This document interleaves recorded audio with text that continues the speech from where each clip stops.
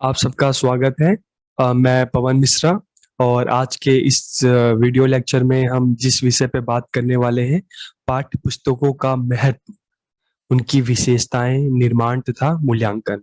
तो आज इस विषय पर हम इस वीडियो लेक्चर के बारे में बात करेंगे और इस वीडियो लेक्चर के बाद आपको ये समझ आ जाएगा कि पाठ्य पुस्तकें होती क्या हैं, इनका क्या महत्व है, इनकी क्या विशेषताएं हैं, इनका निर्माण किस प्रकार से किया जाता है और इनका मूल्यांकन। तो हम शुरू करते हैं।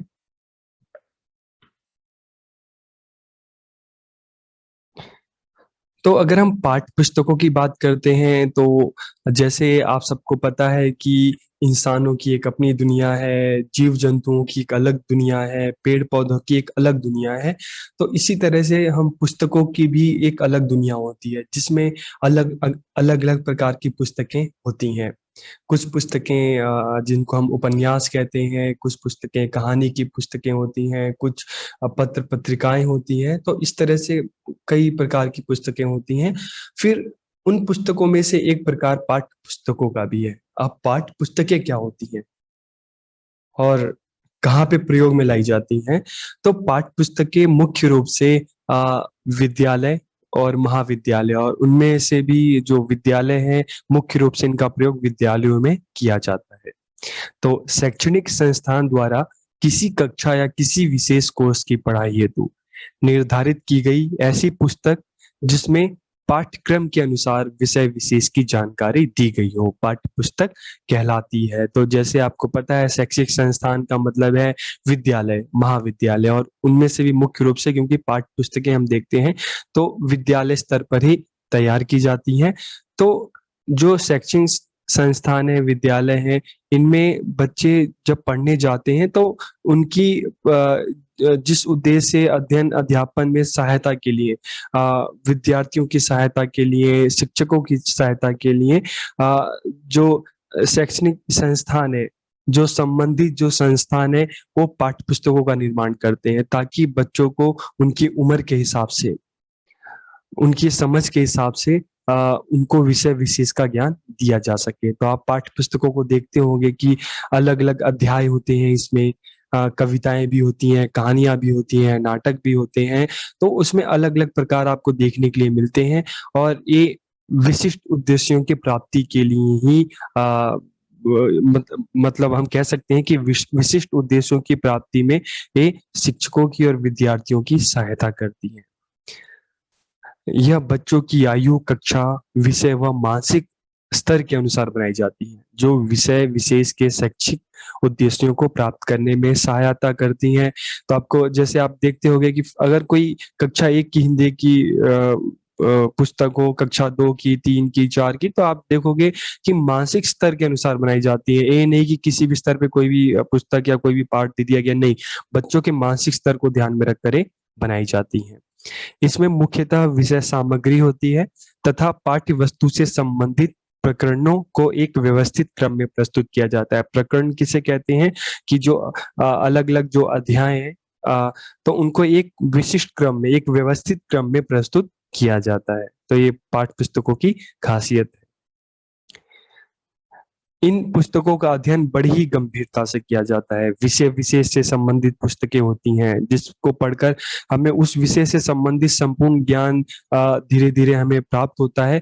तो इन पुस्तकों का अध्ययन बड़ी ही गंभीरता से किया जाता है। जैसे आप कहानी की पुस्तकें या उपन्यास या कोई पत्र पत्रिकाएं पढ़ते हैं तो उसको हम पढ़ते जाते हैं, हम उसको बार बार दोहराते नहीं है। लेकिन पाठ्य पुस्तकों को हम क्या करते हैं, पढ़ते हैं, दोहराते हैं, क्योंकि इसका अध्ययन बहुत ही गहन तरीके से, बहुत ही गंभीरता से विषय वस्तु के बारे में ज्ञान प्राप्त करने के लिए किया जाता है।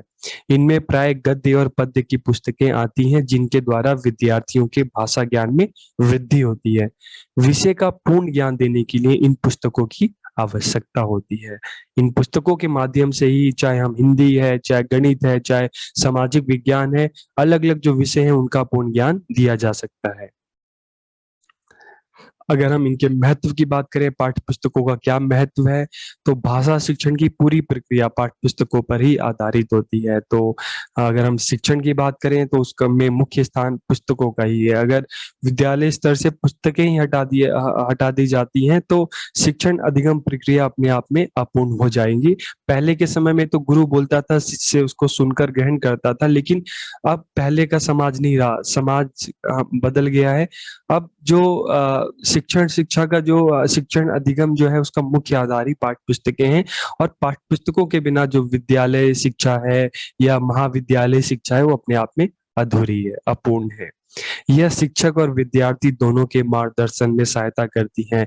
इसके माध्यम से शिक्षक को पता होता है उसे कितना पढ़ाना है, क्या पढ़ाना है, कितना पढ़ाना है, कैसे पढ़ाना है, और विद्यार्थियों को भी पता होता है कि उनको क्या पढ़ना है।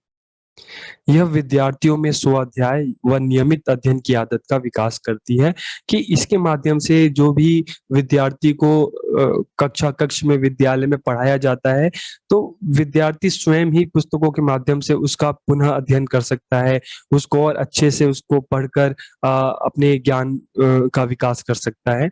और इसके द्वारा बच्चों के अध्ययन की आदत का भी विकास होता है। इसके द्वारा प्राप्त ज्ञान की जांच विद्यार्थी स्वयं आवश्यकता अनुसार विषय वस्तु को पढ़कर कर सकता है। जैसे अगर हम बात करते हैं कि ज्ञान की जांच मतलब जो भी उसको विद्यालय में पढ़ाया जा रहा है अलग अलग विषय से संबंधित, तो जो शिक्षक ने उसको पढ़ाया है और उसको पाठ्य पुस्तकों के माध्यम से उस ज्ञान की फिर से जांच कर सकता है और अपने ज्ञान को स्थायी दे सकता है। इसके द्वारा अध्यापक और विद्यार्थियों दोनों के समय और शक्ति की बचत होती है। बिल्कुल बचत होती है, क्योंकि एक संपूर्ण जो विषय वस्तु होती है उनको एक ही जगह मिल जाती है। और अध्यापक को भी पढ़ाते समय क्योंकि बच्चों के पास भी पुस्तकें होती हैं तो ज्यादा परिश्रम नहीं करना पड़ता, तो समय और शक्ति दोनों की बचत होती है। यह पुस्तकें विद्यार्थियों के ज्ञान में वृद्धि के साथ साथ उनका मनोरंजन भी करती है, क्योंकि आप हिंदी की पुस्तकों को देखो, ज्ञानवर्धक तो होती हैं लेकिन उनमें कई बहुत ही मनोरंजक कहानियां भी होती हैं, तो पढ़कर मजा आता है। तो ज्ञान में वृद्धि के साथ साथ ये मनोरंजन भी करती हैं। यह विद्यार्थियों में तर्क संगत ढंग से विचार करने की आदत का विकास करने में सहायता करती हैं। कि तर्क संगत ढंग से विचार करने का मतलब है कि कोई भी चीज है कि उसके पीछे का तर्क है कि अगर ये ऐसा है तो क्यों है। ठीक है, अगर मान लो हम अध्याय पढ़ रहे हैं, हम पंछी उन्मुक्त गगन के पिंजड़ बंद न रह पाएंगे, तो पंछी पिंजड़े में बंद क्यों नहीं रहना चाहते, इसके पीछे का क्या तर्क है। तो तर्क क्या है, क्यों हर किसी को अपनी स्वतंत्रता प्रिय होती है। पंछियों को पंख मिले हैं खुले आसमान में घूमने के लिए, पिंजड़े में बंद होने के लिए नहीं। तो इसलिए उनको पिंजड़े में बंद रहना नहीं पसंद है, उनको खुले आकाश में उड़ना पसंद है। तो इस तरह से विद्यार्थियों में तर्क संगत ढंग से विचार करने की आदत का विकास होता है। पाठ्य पुस्तकों के माध्यम से इनकी क्या विशेषताएं हैं, तो पाठ्य पुस्तकों की विशेषताओं को दो भागों में विभाजित किया जाता है, आंतरिक विशेषताएं और बाह्य विशेषताएं। तो हम जानते हैं कि आंतरिक विशेषताएं क्या होती हैं और बाह्य विशेषताएं क्या होती है। तो सबसे पहले अगर हम आंतरिक विशेषताओं की बात करते हैं तो इसमें क्या आता है कि इससे अभिप्राय पाठ्य पुस्तकों के भीतरी गुणों से है। इसमें निम्नलिखित तत्व हैं। जैसे हम मनुष्य की भी बात करते हैं ना, आंतरिक विशेषताएं क्या है, उसकी बाहरी विशेषताएं, तो बाहरी विशेषताएं उसका शारीरिक संरचना हो गई और आंतरिक उसके गुण। तो इसी तरह पुस्तकों के भी हम आंतरिक विशेषताएं देखते हैं क्या होती है।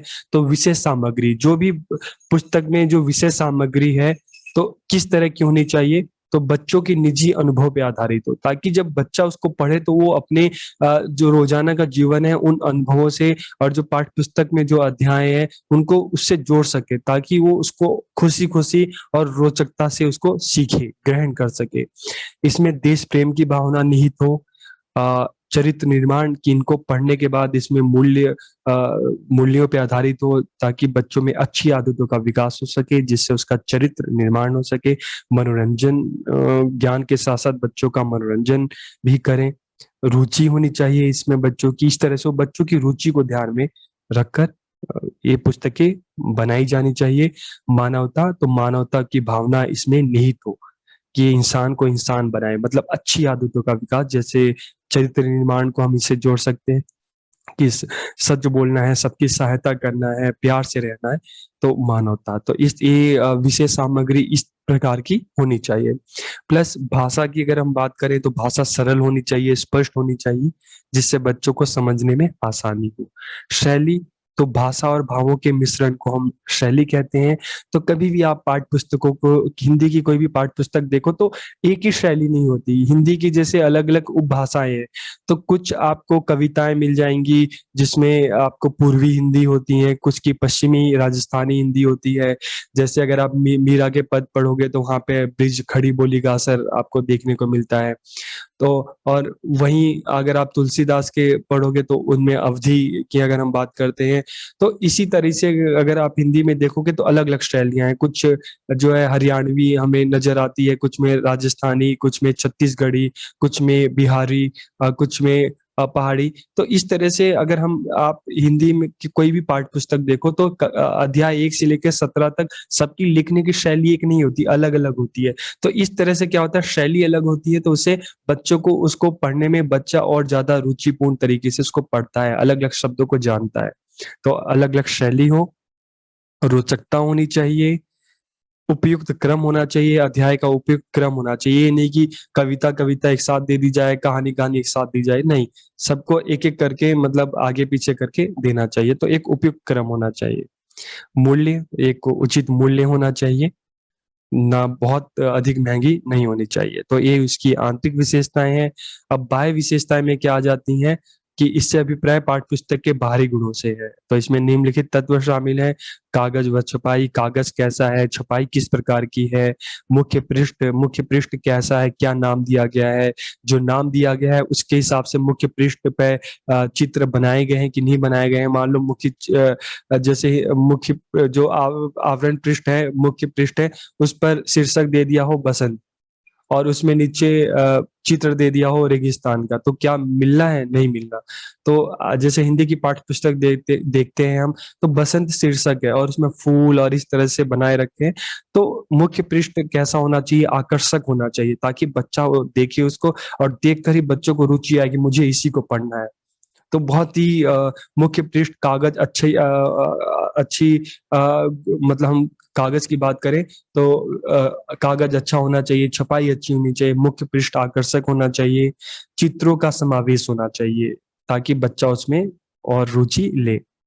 तो ये इसके बाह्य गुण हो गए। अगर हम पाठ्य पुस्तक के निर्माण के सिद्धांत की बात करते हैं, तो बालकों के मानसिक स्तर को ध्यान में रखकर इसको बनाई जानी चाहिए कि बच्चों की उम्र को, उसके मानसिक स्तर को ध्यान में रख के इसलिए आप देखोगे कि हिंदी की पाठ्य पुस्तक आप देखोगे कक्षा 1, 2, 3, 4 से लेके 12 तक। कठिनाई स्तर धीरे-धीरे जैसे-जैसे बच्चों की उम्र बढ़ती है, मानसिक समझ उनकी बढ़ती है, तो उसी तरीके से पुस्तक का कठिनाई स्तर भी धीरे-धीरे बढ़ता है। तो बच्चों के मानसिक स्तर को ध्यान में रखकर बनाई जानी चाहिए। बालकों की रुचि व कक्षा, बालकों की कक्षा 1, 2, 3, 4 इस तरह से और उनकी रुचि को ध्यान में रखकर इनका निर्माण किया जाना चाहिए। विषय सामग्री जैसे हमने अभी बात की कि निजी अनुभव पे आधारित हो, देश प्रेम, चरित्र निर्माण, मनोरंजन, ज्ञानवर्धन, रुचि, मानवता इस पर आधारित होनी चाहिए। अन्य विषयों के पाठों के साथ समवाय मतलब हिंदी की जैसे पाठ्य पुस्तक है तो इसका संबंध अन्य विषयों से भी होना चाहिए। ठीक है? जैसे अगर हम हिंदी भाषा की बात करें तो भाषा का संबंध तो हर विषय से होता है क्योंकि बिना भाषा के आप किसी विषय को नहीं पढ़ सकते। तो इसके अलावा अगर हम बात करें तो जैसे कुछ अध्याय हम देखते हैं हिंदी में झांसी की रानी है, तो वही अगर हम सामाजिक अध्ययन की बात करें तो उसमें भी स्वतंत्रता सेनानियों में झांसी की रानी तो कुछ अध्याय जैसे मिलते हैं। इसी तरीके से हिंदी में एक रक्तचाप है और जो विज्ञान से संबंध है। इसी तरीके से हिंदी में हम देखते हैं चित्र होते हैं जिनका संबंध जिसका संबंध कला से होता है। तो इस तरह से अन्य विषयों के साथ इनका संबंध होना चाहिए ताकि बच्चे इसको सभी विषयों से जोड़ सकें और रुचिपूर्वक पढ़ सकें। विभिन्न शैली होनी चाहिए जैसे मैंने आपको बताया कि राजस्थानी, हरियाणवी, छत्तीसगढ़ी, बिहारी, पहाड़ी तो अलग-अलग शैलियाँ होनी चाहिए। अलग-अलग शैली होगी, विविधता होगी तो पढ़ने में भी मज़ा आएगा। आप खाना लेके बैठते हैं, तो खानों की जितनी विविधता होती है व्यंजनों की, तो उतना मज़ा आता है खाने में। आप जो कपड़े पहनते हैं, तो अलग-अलग प्रकार के जो आपके परिधान होते हैं, तो उनमें भी जितनी विविधता होती है उतना आपको अच्छा लगता है। तो इसी तरह से अगर अलग-अलग शैलियाँ होंगी तो बच्चा उसको पढ़ने में और अधिक मज़ा आएगा, उसको नए-नए शब्दों को सीखने को मिलेगा, उसका शब्द भंडार और ज़्यादा विकसित होगा। सरल से कठिन की ओर होनी होनी चाहिए, ज्ञात से अज्ञात की ओर, कि शुरुआत में सरल और फिर कठिन की ओर, ताकि पहले आरंभिक चीज़ों को बच्चा अपने जीवन से सम्मिलित करके जोड़ सके और फिर धीरे-धीरे उस ओर बढ़े कुछ नया सीखने के लिए। तो सरल से कठिन की ओर होनी चाहिए। अगर हम पाठ्य पुस्तकों के मूल्यांकन की बात करते हैं, तो पाठ्य पुस्तकों का मूल्यांकन करते समय इस बात का ध्यान रखा जाए कि पाठ्य पुस्तक विद्यार्थियों को मानसिक स्तर के अनुकूल हो, कि विद्यार्थियों के मानसिक स्तर के अनुकूल हो। विद्यार्थियों में भाषाई ज्ञान में क्रमबद्ध वृद्धि करने वाली हो, कि क्रमबद्ध तरीके से भाषाई ज्ञान में कक्षा 1, कक्षा 2, कक्षा 3, कक्षा तो क्रमबद्ध समय के अनुसार विद्यार्थियों के ज्ञान में धीरे-धीरे वृद्धि करने वाली हो। विद्यार्थियों की उचित शब्दावली एवं भाषा का प्रयोग कर प्रभावशाली ढंग से विचारों को अभिव्यक्त कर सकें, कि इस तरह से पाठ्य पुस्तक हो कि बच्चा उसको पढ़कर उससे चीज़ों को सीख कर जो भी नए-नए शब्दों को सीखता है उसको अपने जीवन में प्रभावशाली ढंग से उसको अभिव्यक्त कर सके।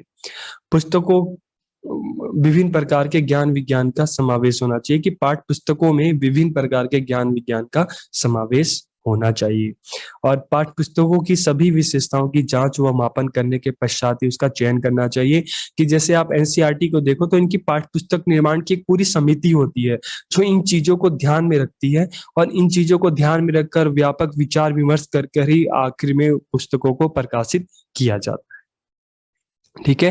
तो आपको आज का ये विषय पाठ्य पुस्तक क्या होती हैं, इनकी विशेषताएँ, इनका महत्व, इनके प्रकार, इनका निर्माण के सिद्धांत और मूल्यांकन, आपको ये आज का विषय कैसा लगा? आपको अगर समझ में आया तो आप अपनी जो राय है, अपनी प्रतिपुष्टि है, आप ज़रूर दीजिएगा। आप सबका बहुत-बहुत धन्यवाद।